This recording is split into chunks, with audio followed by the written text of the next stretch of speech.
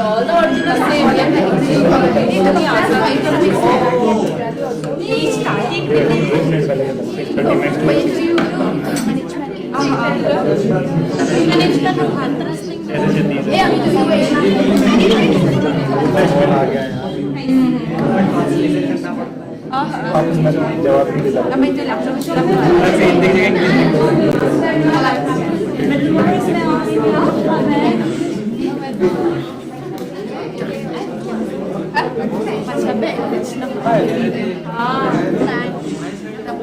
है ना तू हाँ बैठा रहे बैठा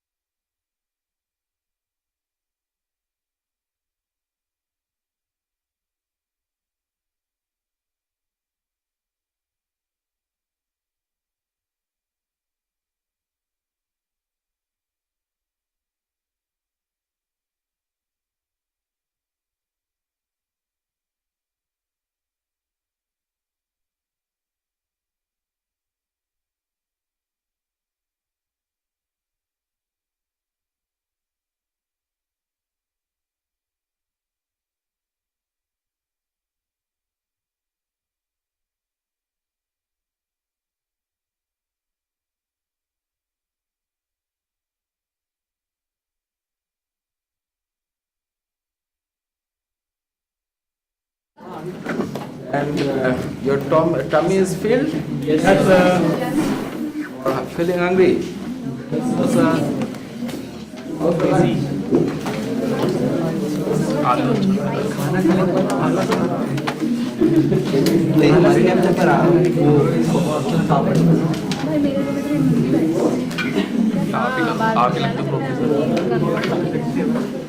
We got rice, dal and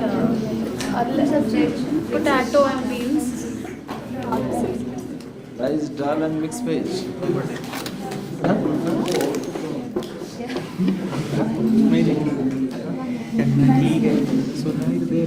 So let us start the session now. Well, this session, do you want me to do or we can go ahead? Okay. So today we have a special speaker. Special speaker is Professor Philip Collett. Professor Philip Collett is a very well-known professor in water resources. Mostly I know him as a groundwater expert. And his focus mostly, if I'm wrong, just correct me, focus is mostly on sustainability. Right? Professor Philip Collett at present holding a position as a professor at University of London. But he has a special interest in Ceylon, and he is also working on different projects in the Ceylon relating to the water resources. And yesterday we are having a discussion, and he is gracious enough to accept now a position here as a professor in residence. So you will see Professor Philip often, and Professor Philip will take you into his team for small work because you are pretty young. So you will get also the input from Professor Philip when you will be in this part of the world, because he travels across the globe and quite frequent traveler. Okay, so this is Professor Philip. And take over now. Thank you.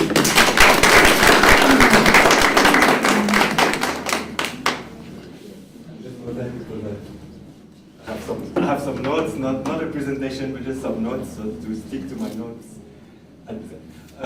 Thank you very much for the invitation. Yeah, okay, so my chancellor asked me to talk about internationalization of, which is fair enough, but actually I'm not a very good representative of that because I spent a few months in London teaching, which is what I'm supposed to do, and the rest of the year I'm here. So I'm actually the country of internationalization anyway. But also maybe I'm a good counter-example of what possibly many of you are thinking, which is run away from this country to the rest of the world. I'm one of the few counter-examples of people from the other side of the world who actually run towards this country. Because in any case, since I actually have a job there and I was born in Switzerland, I'll try to say a few things that hopefully can be relevant in the future. But okay, I'll start not in the future, I'll start with what you're going to start doing now for the next 5 years. So in terms of law studies, there is, I guess, in these countries there is a big focus on the national level, as in the country level studies, because that's where all the big stuff comes in that you're going to start with, I guess, the constitution, the principles, the court system, all of that. But there is also quite a lot that happens at the state level. And I'm sure since we're in Meghalaya, there'll be a Meghalaya component. In any case, there'll be a state level component. Okay, like since we just talked water, since water is a state subject until now, if we want at all to be able to talk about water, mostly we have to talk about it at the state level, because the union level is there, but it's only one small part of it. And until 10 years ago, sadly, in most law schools, the only thing that was said about water was about what was happening at the national level, whereas most of the substance is actually at the state or district local level. So there is the national, there is the state. There'll be hopefully, because Meghalaya is very special, there'll be some engagement with district level governance, which means that your law studies are definitely, I don't know which other term to use, that's the jargon term they use, a multi-scalar, as in happen at different levels, not just at one level. So, fine, the focus of your studies is definitely national law. I guess in most countries it's the case. I find that in this country it's probably more than, okay, maybe in a small country like where I come from in Switzerland, where we had quite a bit of international law, even in the LLB degree. But that's also because, okay, I was born in Geneva. Geneva, as many of you probably already know, is where there are lots of UN institutions, so really it makes sense. But still, I find that in these countries there's probably a lot less focus on the international level than the national level in terms of your studies. But the international level is crucial. And okay, the reason why I started with national going down and then up is because at this point, for any field that's of interest, any field of law that's of interest to you, I suspect you can't look only at one level. You have to look from the local to the international level, because everything is interlinked. And that's whether we take into account the fact that many countries are a bit moving away from multilateralism, from international institutions, that there is less willingness to cooperate than maybe there was 20 years ago or 30 years ago at the end of the Cold War. But even if the politics of it is, in certain cases, withdrawing towards national level issues, in practice, whether it's trade, whether it's commerce, banking, or the environment, climate change, or whichever other topic you want to take, there is no way in which you can discuss the issues at only one level, and the international level is one of the crucial dimensions that you have to take into account. But I guess this has to be emphasized, and maybe no better start than when you start, because there is so much to do at the national level, and that's also something I found for myself. Once I'm here looking at issues, okay, let's say water, whichever other environmental issue I may be looking at, it's very difficult to remember that there is also an international level, because there is so much happening at the local, state level, national level, that you tend to forget that there is more. But in fact, a lot of what happens at any of these levels is very much linked to the international level. I'll just take one example because it's just happening now. For the past 2 days, including today, there is a G20 meeting that they've called Nature Solves. I think so. It's about the way in which nature can help us also economically. That may be something at which we'll come back at some point, how far we want to go in that direction. But in case that's the focus that the government has chosen for this. G20 is very much international. Nature starts in terms of the debate that the CM gave the inaugural speech yesterday. That was very much climate change focused, because that's what is influencing everything we're talking about, including, actually not in this room, including that was the chief secretary mentioning that nowadays we even have ACs in Shillong, whereas a few decades ago even fans would not have been made available even in an office. So that's just one clear example of the fact that even when we are talking at this Nature Solves meeting is supposed to be in Meghalaya, so it's supposed to be local, but it's very much in terms of international debate. It's organized by an institution in Delhi, so it's a national level institution that organizes. This is not law directly, but this is law and policy in a way. And this very much relates to something that for which we don't have a law. We don't have a law on climate change in this country yet. Okay, there's talk to have one at some point. In fact, maybe in this state first and at the national level as well. But even if there is no law on climate change, the climate change regime, okay, that's, let's say, the climate change treaties, because there are various treaties that make up what they call a regime. That climate change regime very much influences what actors, legal actors, policy makers at the local level, state level, national level do. So all this to say that the internationalization of law for you starts in terms of your studies, even if you don't do it. I'm sure you won't do international law for some time, I assume not this year, if I'm not mistaken. But even if you don't start with international issues directly soon enough, it will be in the background somewhere, and it will be increasingly relevant, even if not part of your direct courses, because in terms of your qualification for the LLB, that's not the main focus, so it may not come so much in the classes. Okay, that was one thing. Then, talking about moving to the international level itself. First, study opportunities and work. And then I just want to give a couple of examples of people I know who've gone abroad and what they've done, just to give you a sense of what can happen. Obviously, each is a personal path. It doesn't say what you will do. So, okay, first obvious point in terms of moving ahead of an LLB, but I guess it's something you need to plan from now, because one of the things you need is excellent grades if you want to make it abroad, is an LLM abroad. Now, why pursue an LLM abroad? I'd say one is to get an exposure to different ways of thinking, a different way of life as well, because you go to a different country. Okay, some people over the past few years had to do their graduate degrees while sitting at home. I guess that's half of the experience lost.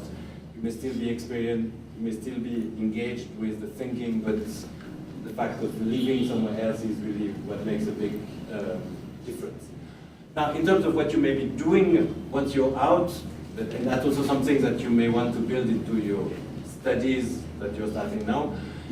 It could be international law, partly because maybe you haven't done so much at the undergrad level, and maybe because there are some other places that do it differently or more of it, that certain places that might be the case. Typically, okay, it so happens typically like in London and in Geneva, because each of these two places has a big outlook on the international level. One of the reasons why that happens, by the way, as far as I'm concerned, is, okay, I can't say that for the UK, but for Switzerland, it's a small country that in any case has to deal with the outside world all the time. What I find here in this country is that because we're in such a huge country, with so many internal issues to address, that there is the feeling of having to engage with the outside is much less visible, as opposed to a tiny country like Switzerland. But so that may be one reason why there is more international law in those universities as well, to keep it to the academic level. One other reason to go out could also be to study the law of a different country in terms of comparative studies. That could be a way to get a job in that country, for sure. Because, okay, and typically in the US, if you go to the US, in any case, most of the LLM programs will make you study US law more than international law. So typically in the US, that would not be like in European countries. That's a big major choice you make in that sense. In European countries, there is more likelihood that you can do what you want, as in choosing comparative, national, international.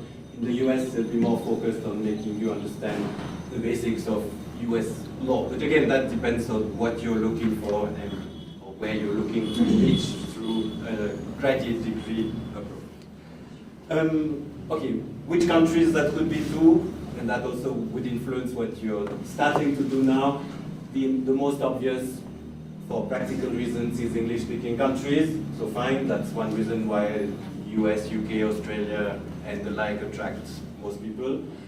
It could also be the non-English speaking countries that teach a lot in English, like the Netherlands.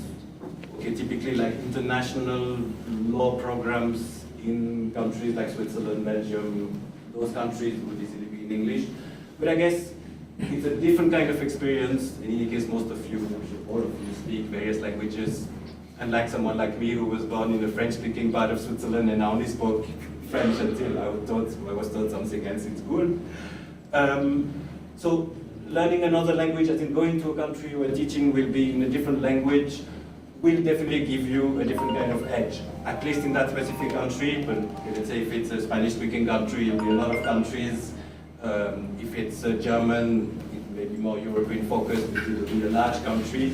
I guess it's also worth thinking about that, and okay, whether you've done some of those languages before or not, you can start from now on and build towards that. There's also one practical dimension to it, which is that the non-English speaking, okay, no, I should put it this way. The countries where degrees are not taught in English, because they know it's more difficult to attract people, because most of the international students coming from other parts of the world, if they know one language, it's most likely to be English, let's say not German. German is not that international. There is more likelihood of funding if you go for an alternative.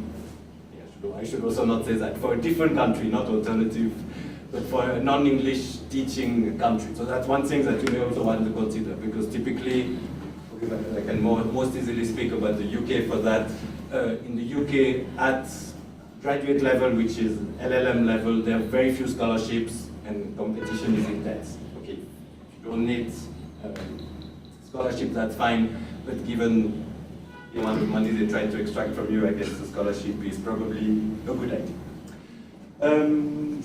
Last thing about studying abroad, I guess it's about going out and experiencing something. That doesn't necessarily mean staying out.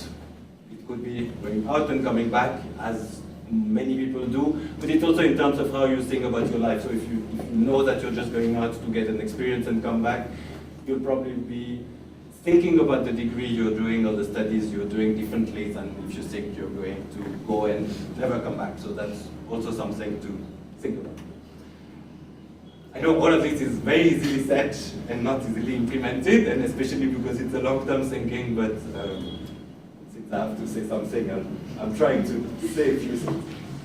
Now, moving to working abroad. So working abroad, okay, there are lots of opportunities, but at the same time, there are limited opportunities. So in that you also have to be very careful as to what your expectations can be and what the reality can be.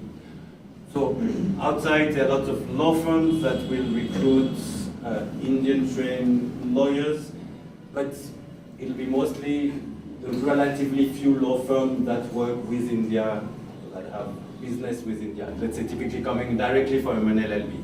So there may be lots of them, but actually the actual positions that are there will be very limited, so I'm sure there'll be intense competition. Which is one reason why you would want to go for graduate studies abroad, because these graduate studies abroad will then give you a double edge in a sense. Maybe a firm working with India, but that also wants someone trained in the country in which they're based so that you can be employed for different things, I guess, maybe not just for India specifically. For that, I suspect that it's still the commercial banking, finance stream that would be recruiting most people. In terms of employability, I suppose that's definitely there, more than typically with the environment, if I'm trying to convince you about that. When we move to the second one, which is international organizations, there I can more easily put forward the environment. In international organization, it could be as a practicing lawyer, but that's really very few people. Let's say people who go and argue interstate cases at International Court of Justice, fine. But that's not even a job in itself. That's more something that you'll do as part of doing all the things. That you aim in life, but that's one thing towards which you can do well. I guess international institution, it's more likely to be jobs which require lawyers, but there often they will want lawyers who know how to do other things. And that's one probably warning sign, and no, not warning sign, one thing to remember, that's okay, let's say UN, all these different UN organizations that exist, there will be some positions for people having focused on general international law and nothing else, as in just international law per se. That you will find lots of jobs like that. But there will be many more jobs where it's law and policy, law and governance, it's law and something of a specific kind, so it could be sustainability, let's say, and law, but where you'd be expected to know something about the social science dimension, or maybe the engineering, the scientific dimension of the issue. Okay, let's say, which one? The International Agency for Atomic Energy. I'm sure they get people who have mixed backgrounds or mixed understandings. They will need some straightforward lawyers, but they will also need lots of people who have a good understanding of the law, but also know other things. So when you think about graduate studies, which I didn't say before, just saying LLM, I guess, if you go abroad, as opposed to this country where for the timing, if I'm not mistaken, we're still in a context where with an LLB, you can essentially only do an LLM.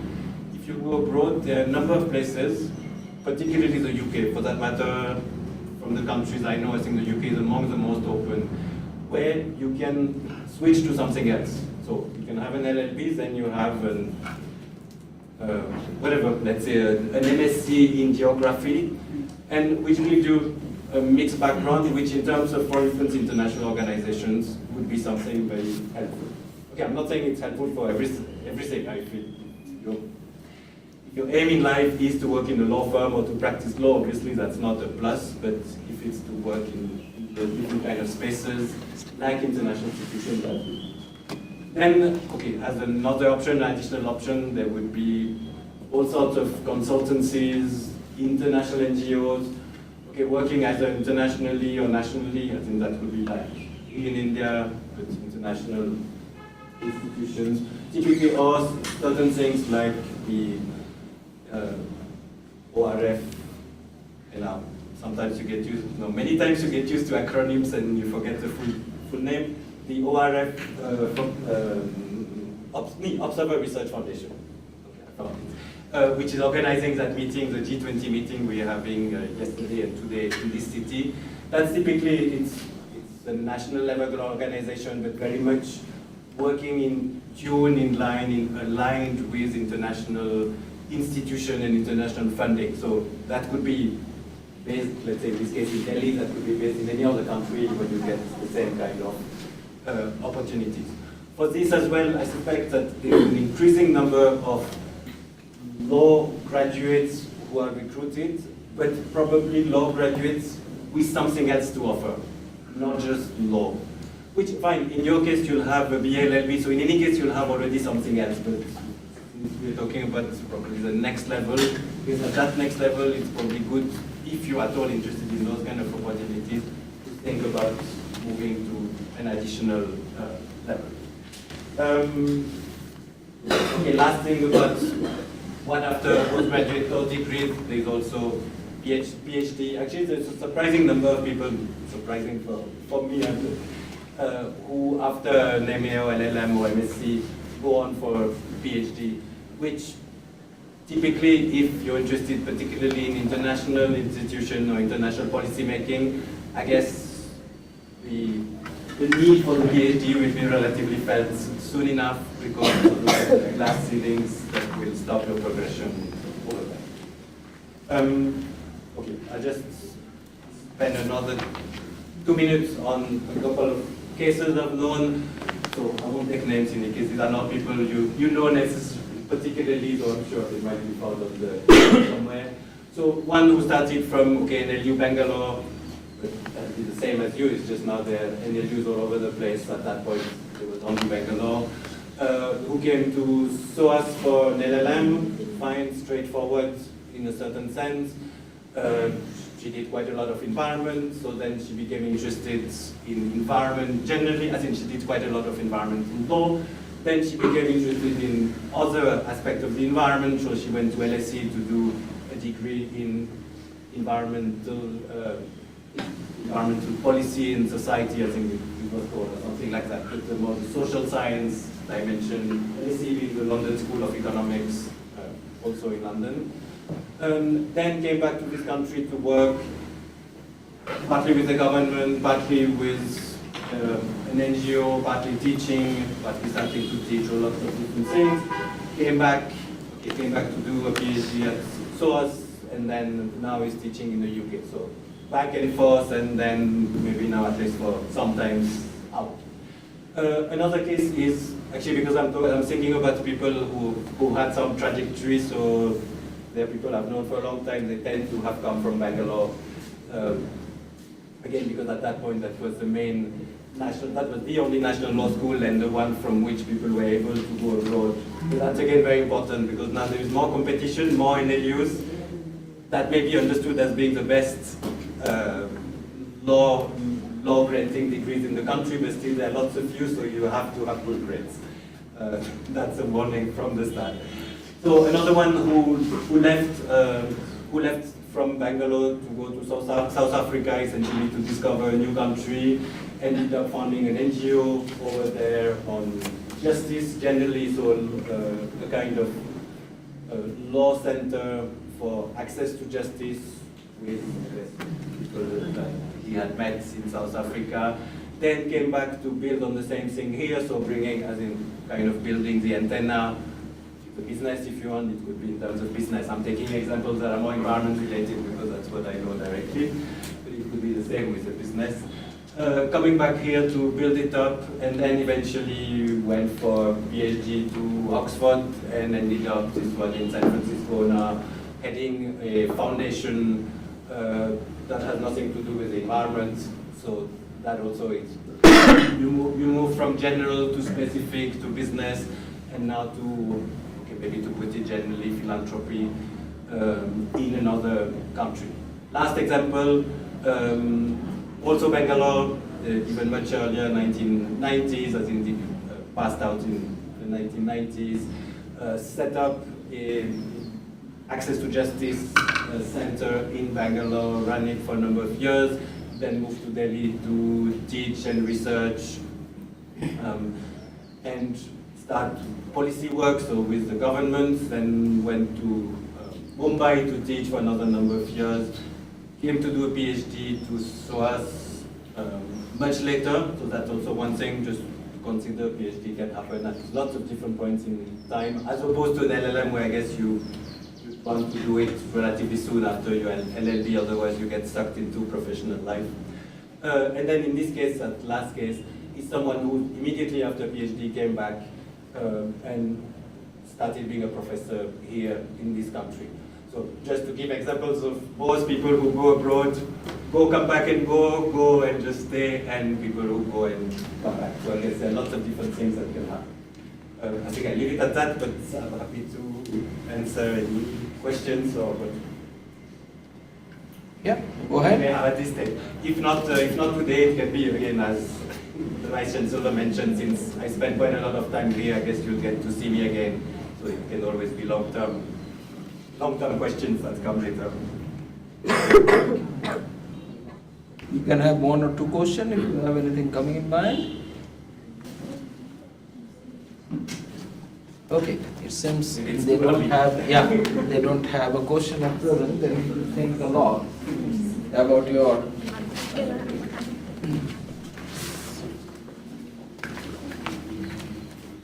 So, thank you so much.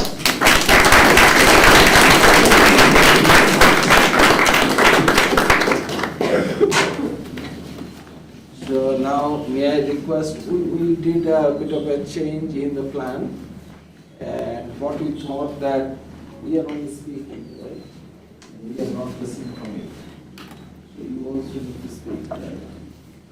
So that's what we thought during our lunch, that let us recalibrate the program.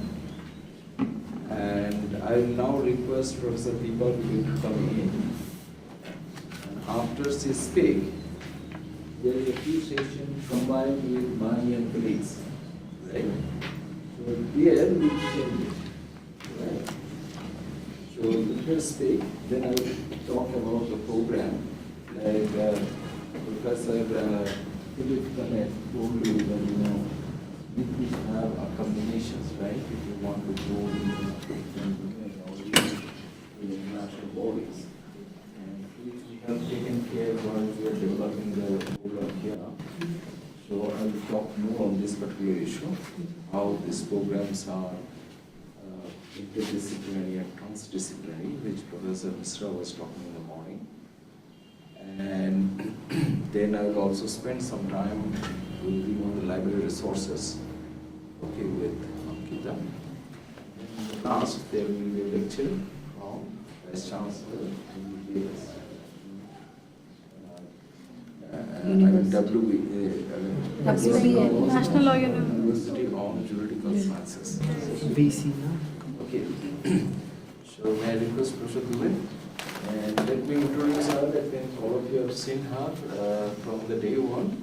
She is a professor of law and dean at Rajiv Gandhi School of Intellectual Property Law at IIT Kharagpur. And her domain expertise is gender and criminal law. Right.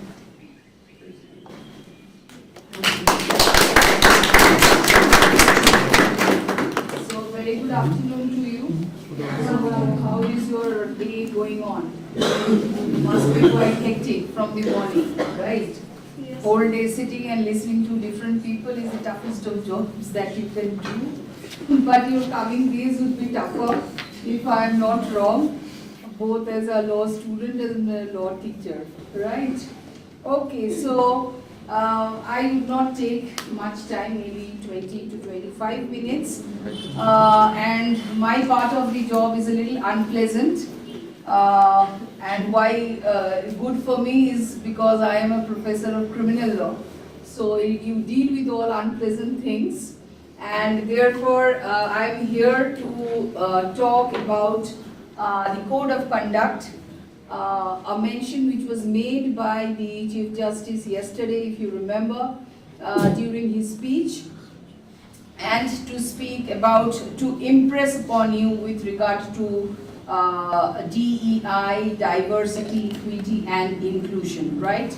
Now today at this point of time, maybe for many of you or most of you, it may seem very irrelevant because all of you have been given copies of the General Code of Conduct, have been given copies of law with regard to sexual harassment as well as ragging, right? Anti-ragging.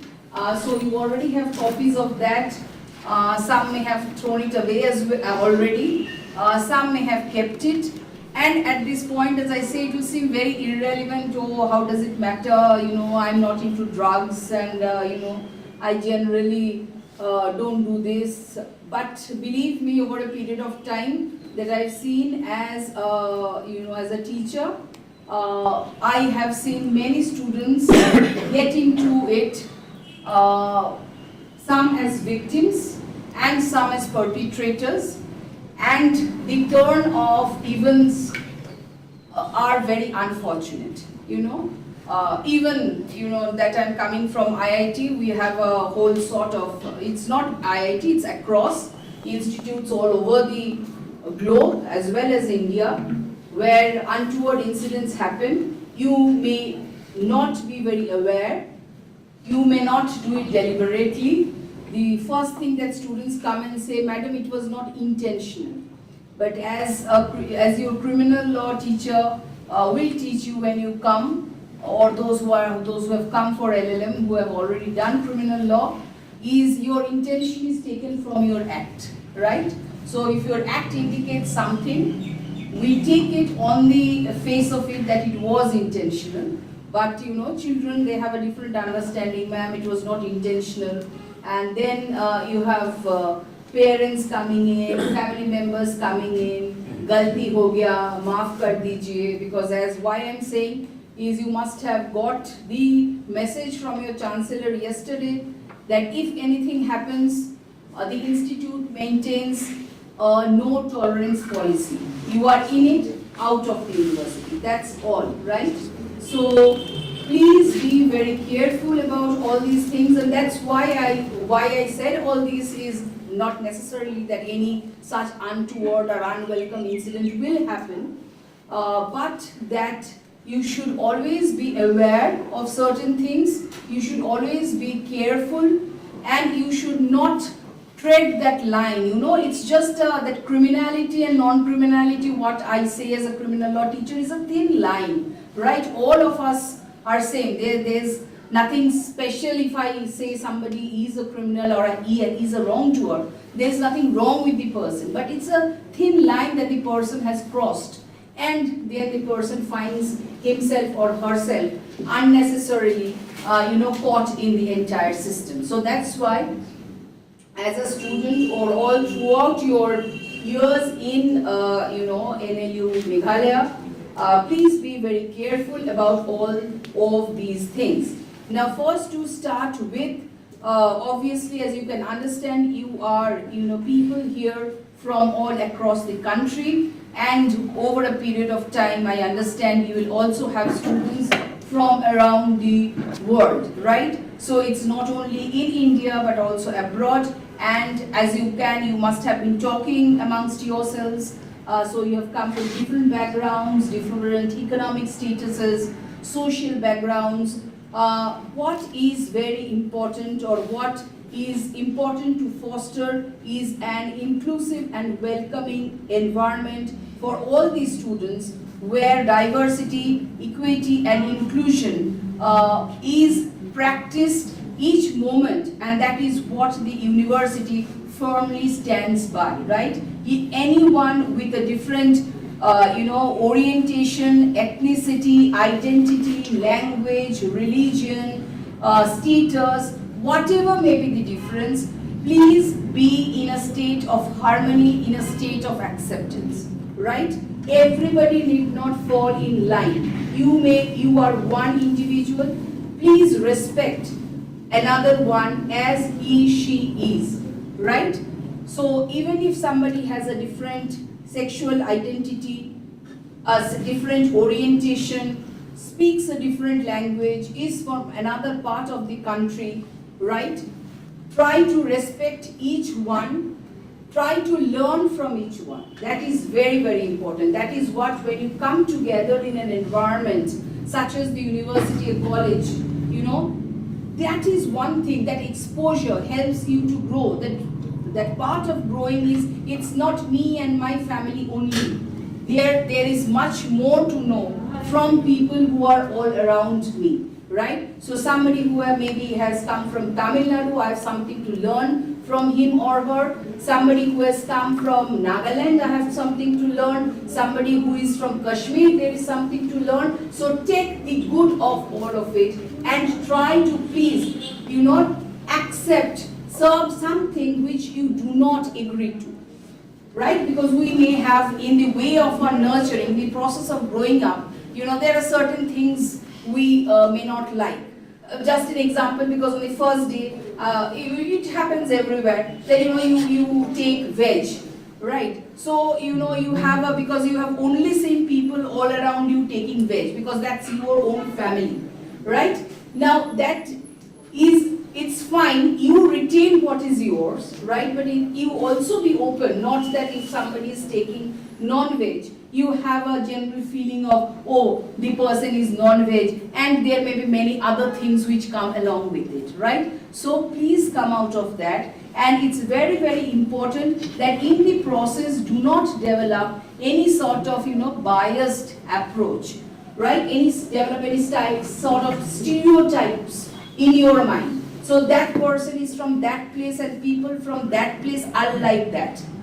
That's the worst thing that can happen, right? Because from each one of us, there is something good. So take the good out of that person and try to be away from any sort of biases, any sort of stereotypes, any sort of harassment, any sort of discrimination. Please remember that I have been given a room where I am sharing with X. X is such and such. I do not like that. So that's the worst thing that you can do. So please try to be accommodative. Try to open yourself up as much as possible. If something, okay, fine, you cannot agree to, do not pick up a fight. Be away, but be at peace with yourself and be at peace with the other. Let other person also leave. Don't have a discriminatory and a sort of a separatist approach with anyone who is a part of, whether your group or in the state as well. Because please remember, you carry the flag of your university everywhere that you go, once that you are a student here, right? So it may be that you have gone to a police bazaar, if I am not so, any place. So don't, give or express a behavior which is demeaning not only of you, because you are the representative of the university. Next day somebody will say that, see, this student is a student of NLU Meghalaya. So that is why you must carry yourself with the highest of standards and see to it that you are welcoming of everybody and you respect everybody and you generally foster a spirit of inclusivity. And that is where, when you say empowering the next generation of leaders, leaders do not stand just like that. So there are many values that you have to stand by, and that is one of the very important things. Now, so when I speak of discrimination, when I speak of bias, the prominent things that come in the process is obviously ragging, bullying, sexual harassment, so on and so forth, right?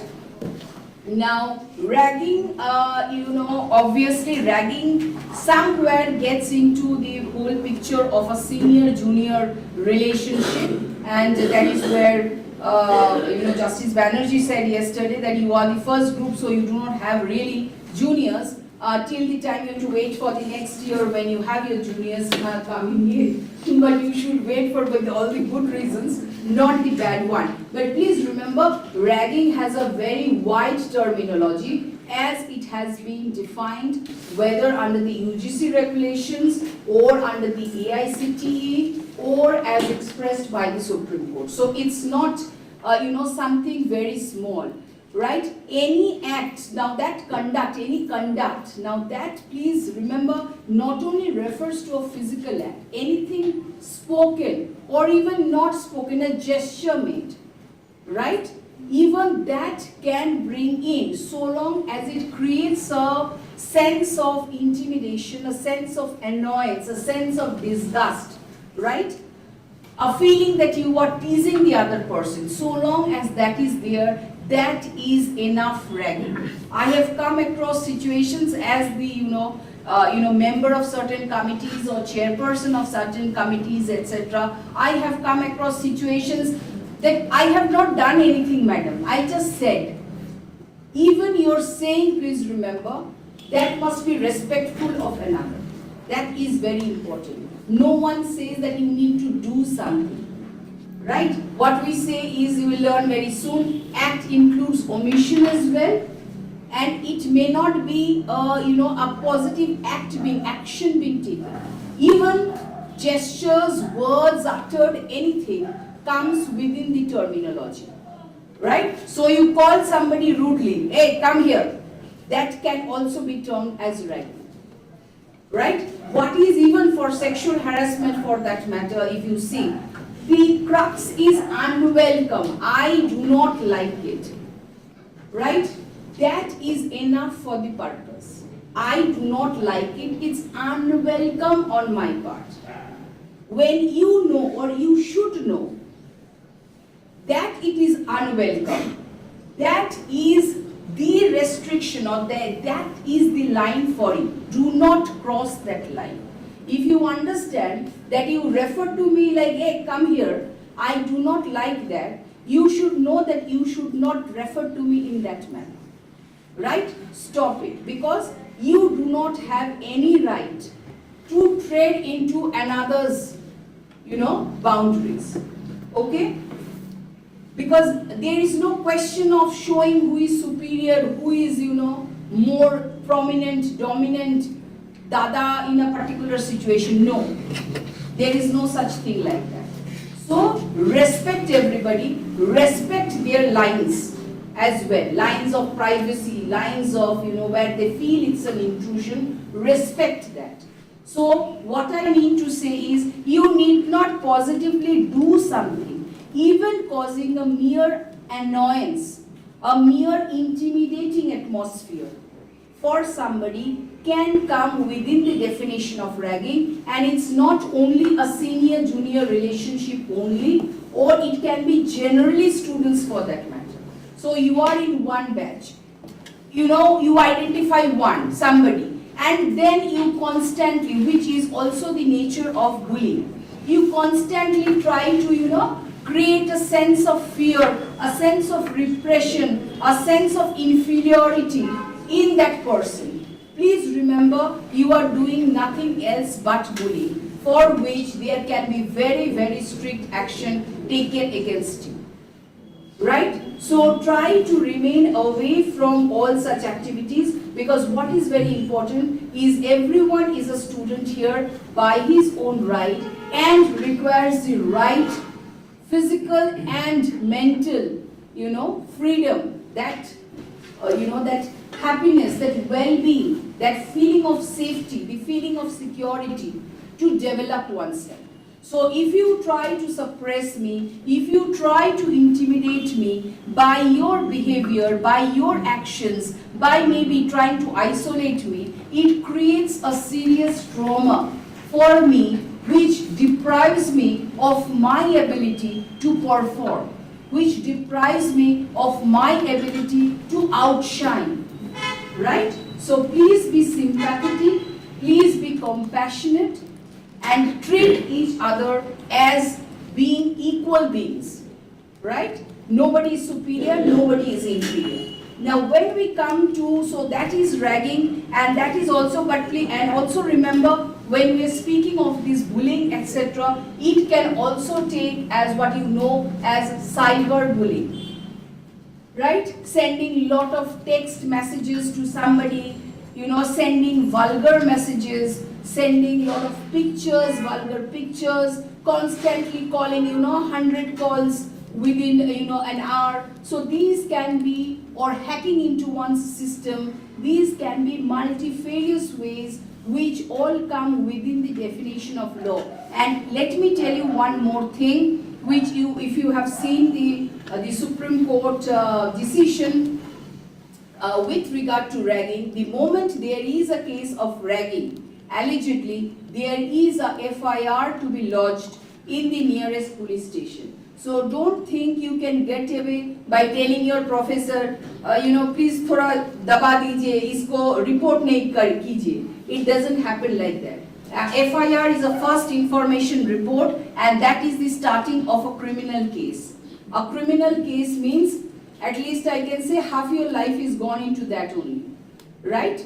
So please do not take it lightly, because all of these actions, so whether with regard to when if we say cyberbullying, you may think there is nothing called cyberbullying. But you read with the Information Technology Act, there can be a whole lot of sections of the Indian Penal Code 1860, which is the principal criminal law of the country, which can be invoked in such a situation. If I tell you some of the sections, it can be section of 294 relating to obscenity, 339, 340, 341, 506, 323, 324, 304, 306, 302, and I can go on. So why I say that? These are numbers to you, but these numbers come with heavy penalties, right? So I obviously, nobody wishes or nobody wants that any one of you should get into, because believe me, if you just type across, you will find different students across different educational institutions across the country have different cases registered against them because they thought it was fun, because they thought it was okay to harass somebody, because they thought it was okay to intimidate somebody whereby the person committed suicide, right? And at the end of the day, they found themselves that actually they have crossed the line and now they are fighting for their own survival. So that is something you should be very careful of. And the last thing is with regards to sexual harassment, as was mentioned yesterday. Sexual harassment in India is specifically, with regard to protection of women and girls at the workplace. But even if any boy or anyone else faces it, you are definitely to report it, because it can come under the general disciplinary rules of the university. So it's not that it's only women and girls, but where we have women and girls, because ours is a gender specific law. Yesterday the Chancellor referred to the Vishakha case, now that is superseded by the 213 Act of Sexual Harassment Prevention, Prohibition and Redressal Act. So very soon you will have a ICC in place, that is the Internal Complaints Committee. Anywhere you find a conduct that must have essentially a sexual intonation, right? Some reference to the sexuality that the person is a woman. That reference is there. Sometimes some slangs which are specifically for women. So some reference to the sexuality of the person. And the second, as I said earlier, it must be unwelcome. That's it. Why I say so? Because some of it, some conduct amongst friends, you are very thick friends. So, you tap somebody at the back, hey, kaise ho? So then suddenly you should not start feeling, are ye to sexual harassment okay? It's not like that. So it's just a friendly banter, a friendly gesture, right? If you have that friendship, there's no issue. But there is a line, right? So that is very important. So please, at the same time, if I'm speaking for women and girls for whom the law is made, you should also display a responsible behavior and understand whether it is just out of a friendship or it has gone beyond something which you do not like, or maybe, you know, it's a college situation and situation amongst friends, you like a girl. So you approach the girl and you say, okay, fine, I like you. The girl says, move, you know, or just get out. Fine, then get out. Then do not start, you know, being behind. Then it can start with a sexual harassment. But this girl also likes that, right? And here is an exchange of words or whatever. Please remember, overnight then it cannot change. That's the welcome and the unwelcome. Why I say it? Because, you know, when I teach this, you know, there was a discussion in Parliament when this law was being made, just a, you know, detour that I'm making. There was a discussion in Parliament when the 2013 legislation was being, you know, discussed, and our legislators, you know, from all across the country, they are very concerned कि अभी तो बहुत ही दिक्कत हो गया कि दिक्कत अभी कैसे flirt कर पाएंगे अभी, you know, that if you remember the old song, I don't know how many of you have seen, it's very old because it's before us, Devanand, you know, going up the stairs singing a song, Dil Ka Bhamar Kare Pukar, right? So that is the song, and that was precisely a reference made in Parliament. Ki now, you know, nobody can go around singing a song like this, Dil Ka Bhamar Kare Pukar, where the girl is also going and Devanand is also going. Now that is not a situation essentially which is covered under the Act. Please remember that, right? So if it is okay with you, there is no problem. But yes, there is a definite line between decency and indecency, right? But otherwise, if the girl finds it as offensive, as humiliating, she has expressed it very clearly. Please do not do that.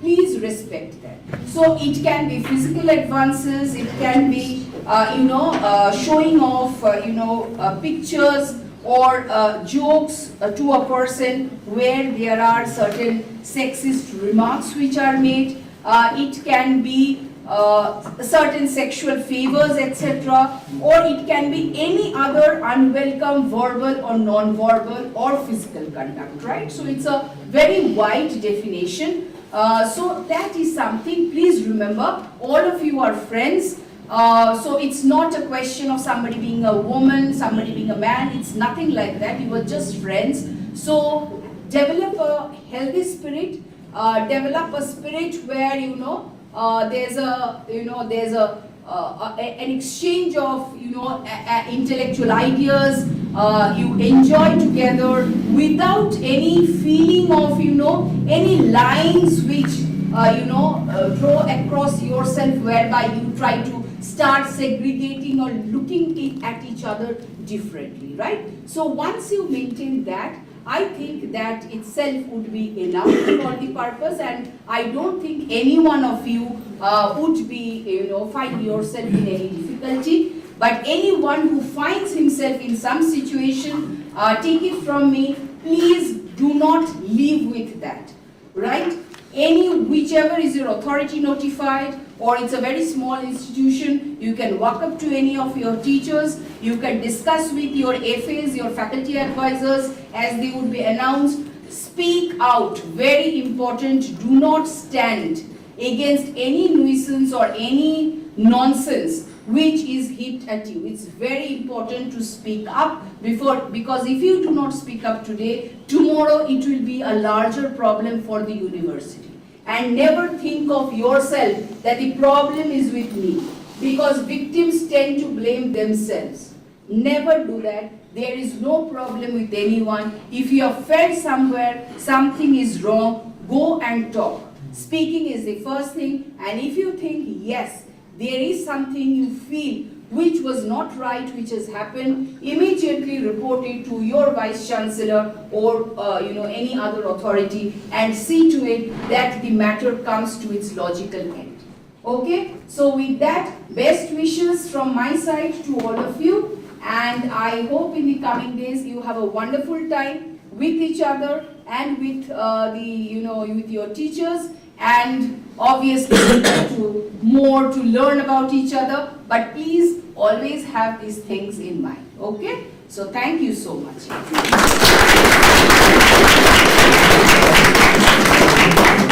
So, friend, if you have few questions, because these things are complicated as well as simple.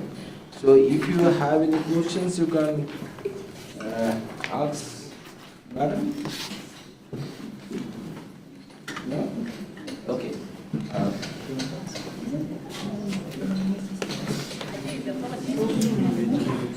So let me felicitate you.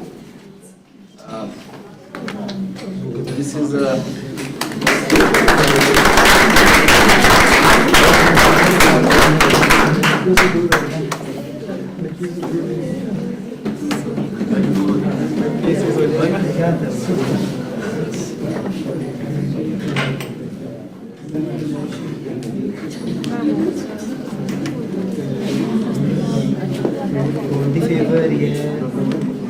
okay, friends.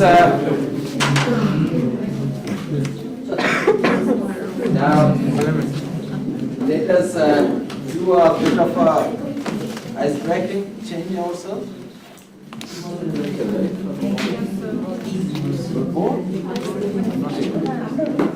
Okay, let us do something else. Then I will come back again with the structure and the library resources.